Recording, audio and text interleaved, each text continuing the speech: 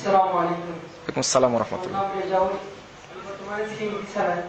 আমার প্রশ্নটা হলো যে আমরা সালাফি বলেন আর আহলে হাদিস বলেন যাই বলেন, কিন্তু আমাদের মূল উদ্দেশ্য তাওহীদকে প্রতিষ্ঠিত করা, আল্লাহর একত্ববাদ প্রতিষ্ঠিত করা এবং শিরক বেদাতকে দূর করা, আমাদের মধ্যে থেকে, পরিবার সমাজ থেকে, রাষ্ট্র থেকে দূর করা শিরক বেদাত থেকে। কিন্তু এইগুলো তাওহীদকে প্রতিষ্ঠা করার জন্য আমরা রাষ্ট্রীয়ভাবে কতটুকু কাজ চালিয়ে যাচ্ছি এটা জানতে চাই। জি, ভাইয়ের প্রশ্ন। আমরা আহলে হাদিস বলি বা সালাফি বলি, মূল উদ্দেশ্য সমাজ থেকে শিরক বিদআত দূর করা। রাষ্ট্রীয়ভাবে কতটুকু প্রচেষ্টা চালিয়ে যাচ্ছে, এ বাক্যের এক বাক্যে উত্তরটা দিয়ে দিই। আমাদের কাজ করতে হবে দুইটা, আমাদের দুইটা কাজ করতে হবে। আর রাষ্ট্রীয়ভাবে ক্ষমতা বা খেলাফত দেওয়ার মালিক আল্লাহ রাব্বুল আলামিন। আল্লাহ বলছেন ওয়াদাল্লাহুল্লাযীনা আমানু ওয়া আমিলুস সালিহাতি মিনকুম। আল্লাহ রাব্বুল আলামিন ওয়াদা করেছেন তাদের জন্য, তোমাদের মধ্যে যারা ঈমান আনবে এবং আমলে সালেহ করবে, লা ইস্তাখলিফান্নাহুম ফিল আরদি কামাস্তাখলাফাল্লাযীনা মিন ক্বাবলিকুম। সূরা নূর ৫৫ নম্বর আয়াত।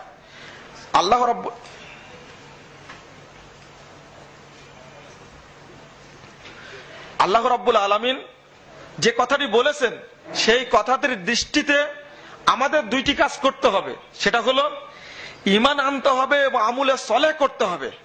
আর এই আমলে সালেহ বলতে আমার জীবনের সর্বক্ষেত্রে যদি আমি সন্তুষ্ট হয়ে যাই আল্লাহর পক্ষ থেকে আসা বিধান অনুযায়ী আমল করে, তাহলে আল্লাহর পরবর্তী দায়িত্ব হলো ইয়াস্তাখলিফান্নাহুম ফিল আরদি কামাস্তাখলাফাল্লাযীনা মিন ক্বাবলিকুম। আল্লাহ তাদেরকে অবশ্যই অবশ্যই খেলাফত দান করবেন, যেমন ইতিপূর্বে দেওয়া হয়েছিল। বন্ধুরা, আমার কথা পরিষ্কার। আমরা আমাদের মৌলিক কাজটি না করে আগে আল্লাহর কাজটি আমরা করতে গেছি। বর্তমান বাংলাদেশের ইসলামী দলগুলোর ট্র্যাডিশনে এটাই হয়েছে। তাওহীদ তো আমাদের মধ্যে নেই, তাওহীদ আমাদের মধ্যে নেই। আর আমরা যে আমলটা করছি শিরিক এবং বিদআত মুক্ত আমল, এবং আকীদাটাও নষ্ট আকীদা, শিরিক এবং বিদআত মুক্ত আকীদা। সুতরাং আমি বলবো, আগে যদি এটা করি তাহলে আল্লাহ রাব্বুল আলামিন খেলাফত দেওয়ার দায়িত্ব নিয়েছেন।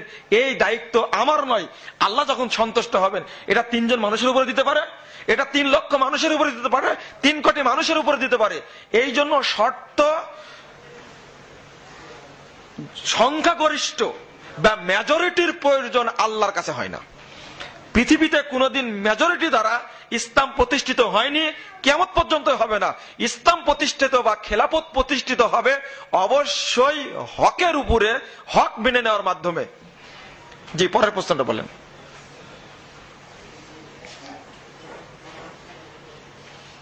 আমার নাম এইচ.এম. মাসুদ, শিক্ষক।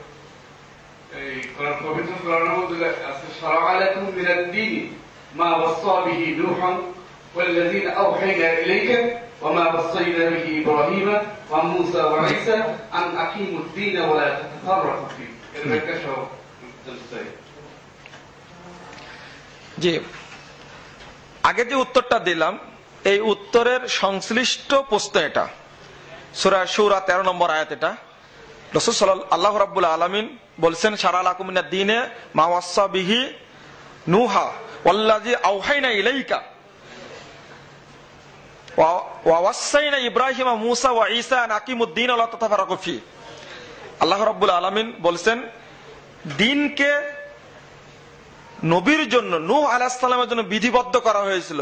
হে মুহাম্মদ, আপনার প্রতিও সেই ওহী করা হচ্ছে যেমনটি ওহী করেছিলাম ইব্রাহিম, মূসা এবং ঈসার প্রতি। তাহলে কয়জন নবী আসলো এখানে? 5 জন। 5 জন নবী এই আয়াতটিতে এসেছে। নাম কি?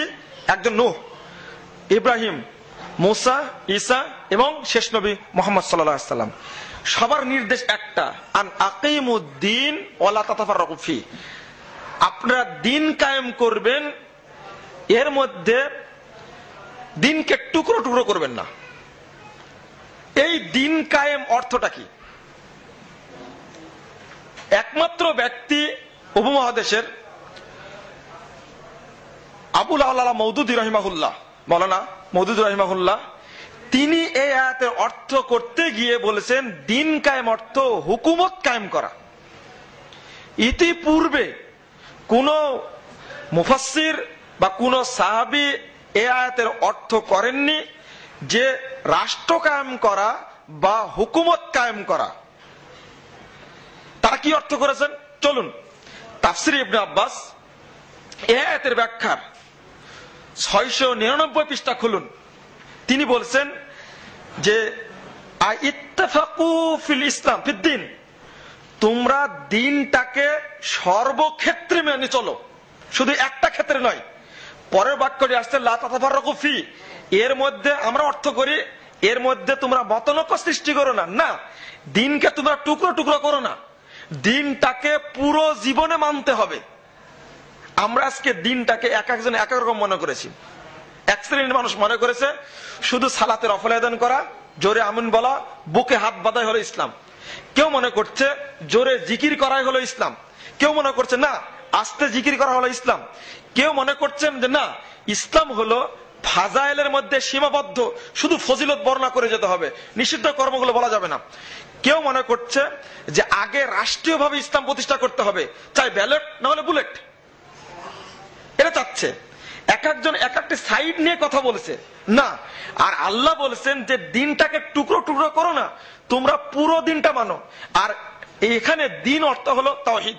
আপনি খুলুন তাফসীর ইবনে কাসির, তাফসীরে ফাতুল কাদির, তাফসীরে কুরতুবী, সমস্ত তাফসীরে মুফাসসিরগণ একটি কথা বলেছেন, এমনকি জালালাইন পর্যন্ত এই আয়াতের কথা বলছে আয়াত তাওহীদ, অর্থাৎ তাওহীদ কায়েম করা। যদি তাওহীদ না হবে, তাওহীদটা কি জিনিস? একটা খুব সুন্দর প্রশ্ন, মৌলিক প্রশ্ন। এই প্রশ্নের জন্য 1 ঘন্টা বরাদ্দ থাকার দরকার ছিল। যেহেতু জিনিসটা বুঝেছি আমরা যে এর অর্থটা হলো হুকুমত, আর এই হুকুমত অর্থটা বলেছেন একমাত্র ব্যক্তি আল্লামা মওদুদি রহিমাহুল্লাহ, পাকিস্তানের। আমি আর একটু খোলা বলি, সেখানে উল্লেখ করা হয়েছে এই মর্মে, যদি এই অর্থটা তাওহীদ না হয় তাহলে এই 5 জন নবীর কয়জন নবী পৃথিবীতে হুকুমত কায়েম করেছেন? নূহ আলাইহিস সালাম পারেননি তো পারেননি, মেরে শাট করে ফেলে রাখছে। ইব্রাহিম আলাইহিস সালাম পালায় বাঁচতে পারেননি, কখনো ইরাক, কখনো ইরান, কখনো সিরিয়া ঘুরেছেন শুধু দেশ দেশ। মুসা আলাইহিস সালাম ফেরাউনের তাড়া খেয়ে চলে গেছেন অন্য জায়গাতে, রাষ্ট্র ক্ষমতা কোথায়? ঈসা আলাইহিস সালাম তাড়া খেয়ে আল্লাহর জমিনে তার ঠাঁই হলো না, আল্লাহ রাব্বুল আলামিন তাকে দ্বিতীয় আসমানে তুলে নিলেন। তাহলে কি আমি বলবো এই বড় বড় আগের 4 জন নবী এই আয়াতের হুকুম পালন করেননি? নাউজুবিল্লাহ। যে যতটুকু তাওহীদের কাজ করেছেন সে ততটুকু তার দায়িত্ব পালন করেছেন।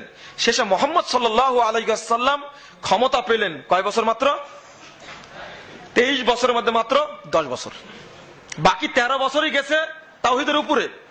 তাহলে বোঝা গেল শুধু তাই নয়, সমস্ত নবী রাসূলদের মধ্যে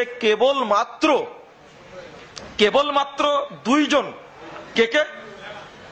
মুহাম্মদ সাল্লাল্লাহু আলাইহি ওয়াসাল্লাম এবং ইউসুফ আলাইহিস সালাম আর দাউদ সুলাইমান। তারা রাষ্ট্রীয়ভাবে ইসলামকে নিয়ে গেছিলেন, আর কোন নবী নিয়ে যাননি। আর এই আয়াতে যে নবীর কথা বলা হয়েছে 4 জনই এই পৃথিবীতে ঠাঁই পাননি। সুতরাং আমরা এই আয়াতের অর্থ কখনো বুঝবো না হুকুমত, যেমন এই আয়াতের অর্থ করেছেন মুফতি সাহেব তার খুতবাত বইয়ের মধ্যে 320 পৃষ্ঠায় তিনি বলেছেন দিন দरअसल हुकूमत का नाम है और शरीयत उस हुकूमत का कानून है और इबादत उस कानून और जाबिता की पाबंदी है। তিনি বলছেন দিন আসলে হুকুমতের নাম, ইসলামটা আসলে রাষ্ট্র ক্ষমতা, আর শরীয়ত হলো, ইবাদত হলো ওই হুকুমতের সংবিধানের নাম, আর ইবাদতটা হলো ওই সংবিধানের আনুগত্য করার নাম। মানে দেখেন কিভাবে তিনি বলতে চাইলেন যে মূল জিনিসটা হলো রাষ্ট্র ক্ষমতা, আর রাষ্ট্র ক্ষমতায় যাওয়ার পরে যে সংবিধান প্রণীত হবে তা কি বলবো? শরীয়ত। আর ওই শরীয়তের আনুগত্য করলে হবে কি? ইবাদত। আপনি এক দৃষ্টিকোণে চিন্তা করেন, তাহলে যতদিন ইসলামী রাষ্ট্র না হবে, সংবিধান প্রণীত না হবে, ততদিন কি ইসলাম থাকবে? না। আর ইসলাম সংবিধান প্রণীত না হলে ইবাদত করা যাবে কি? না। এবার তিনি তাফহিমাত বইয়ের মধ্যে প্রথম খণ্ডের 179 পৃষ্ঠায় কথা বলতে গিয়ে বলছেন, हालांकि दरअसल सलात और सियाम, हज व जाकत, जिक्र व तस्बीह उस बड़ी इबादत को तामीरात करने वाला, मुस्तैद करने वाला तामीरात है। আসলে সালাত, সিয়াম, হজ, জাকাত এইগুলো মূলত ওই বড় ইবাদত, অর্থাৎ রাষ্ট্র ক্ষমতায় যাওয়ার সিঁড়ি মাত্র। নাউজুবিল্লাহ। তাওহীদটা হলো যে যেখানে ইবাদত করবে সে যতটুকু তাওহীদ। দাড়ি ছোট না রেখে রাসূলের মতো বড় রাখার নামে এটা হলো তাওহীদ। টাকনোর উপরে কাপড় পরা এটা হলো তাওহীদ। ব্যবসা করছি ঘুষ না, সুদ না খাওয়া এটাও তাওহীদ। চাকরি করছি ঘুষ না খাওয়া এটাও তাওহীদ। আমি সালাত আদায় করছি রাসূলের তরিকা, এটা তাওহীদ। গাড়িতে ওঠার সময় বলছি সুবহানাল্লাযী সাখারানা হাযা মা কুন্না লাহু মুকরিনিন ওয়া ইন্না ইলা রাব্বিনা লামুনকালিবুন, এটা তাওহীদ। বাড়িতে ঢোকার সময় বলছি আসসালামু আলাইকুম, এটাও তাওহীদ। বাড়ি থেকে বের হওয়ার সময় বলছি বিসমিল্লাহি তাওয়াক্কালতু আলাল্লাহি লা হাওলা ওয়ালা কুওয়াতা ইল্লা বিল্লাহ, এটাও তাওহীদ। ঘুম থেকে জাগার পর থেকে আবার পুনরায় ঘুমে যাওয়ার আগ পর্যন্ত বান্দা যত কাজ করবে শরীয়ত সমর্থিত, শরীয়ত নির্দেশিত সবগুলোই হলো তাওহীদ। সুতরাং এটা যেমন তাওহীদ, রাষ্ট্র প্রতিষ্ঠা করাও তেমনি তাওহীদ। শুধু রাষ্ট্র প্রতিষ্ঠা করাই দিন কায়েম, এটা ভুল। মুসাফা করাও হলো তাওহীদ, এটা হলো তাওহীদ। আরো বিস্তারিত ব্যাখ্যা অন্যদিনে বুঝাবো। যদি আপনি একটা সেমিনার করেন যে একামতে দিন পথ পদ্ধতি, ওই সেমিনারে অংশগ্রহণ করবো ইনশাল্লাহ, এই সাবজেক্টের উপরে আলোচনা করবো ইনশাল্লাহ। অনেক প্রশ্ন আছে, আমি সংক্ষেপ করলাম। বলেন।